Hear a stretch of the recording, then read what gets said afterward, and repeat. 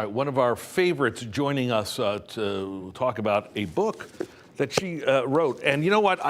I'm always amazed when an author can do this because it's one of my great American wish lists on my bucket list to write a book. Therapist, author now on her resume. This book won't make you happy. The 8 keys to finding true contentment. We are happy to have Niro Feliciano back with us. Nice to have you there. Oh, thank you, Matt. Great to see you. You know, you and I have been friends for years. I know you've been writing this book for a while, but when I saw the title a few weeks ago, I kind of chuckled. I went, yeah, that's perfect for this day and age, isn't it? It really is, because there's so much going on in the world, and especially coming out of the pandemic. I can't promise as a therapist that everyone's going to be happy all the time, but contentment is certainly something that we can look at a little bit more closely and find what are the things in life that will make us feel satisfied and calm. What's the difference between the two? I know we all have lofty goals for happiness. Are you saying that we should lower the bar a little bit? No, absolutely not. But how I define it in the book is that if happiness is having everything you want, contentment is wanting what you have.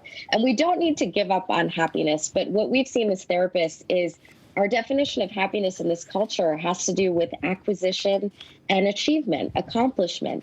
And if that's all we're pursuing in life, it's making us more stressed out. We think that's why anxiety is through the roof right now. And I'll blame a good chunk of that, I think you'll agree, on social media. You talk about selfies in the book, saying that, and I quote, selfies are exactly that, focused on yourself, how you present yourself, and how you will be presented. And yet, that's pretty much all of social media right there. And that's kind of causing a lot of harm, especially in the last couple of years, right?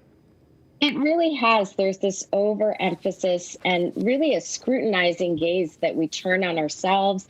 We're comparing ourselves and our lives to other people. Even though we know it's a curated, filtered picture, it's hard for our brains to differentiate that. And we're holding ourselves and everybody else up to this unrealistic standard.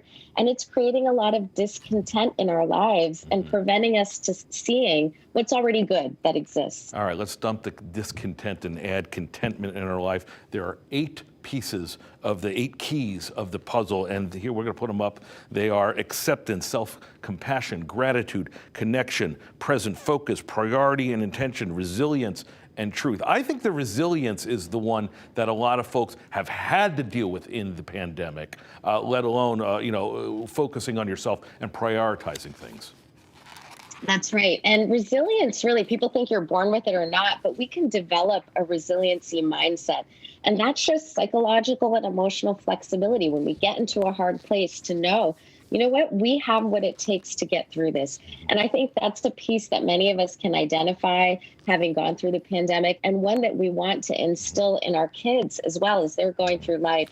And in the book, I talk about the ways that anyone in a busy life can incorporate into their life to get to this point. We have an event that you're doing that you're going to talk about this book over at the Ridgefield Playhouse. That's tomorrow night. The information on your screen, fox61.com for details. What you're going to answer questions, and what kind of issues are you going to address there?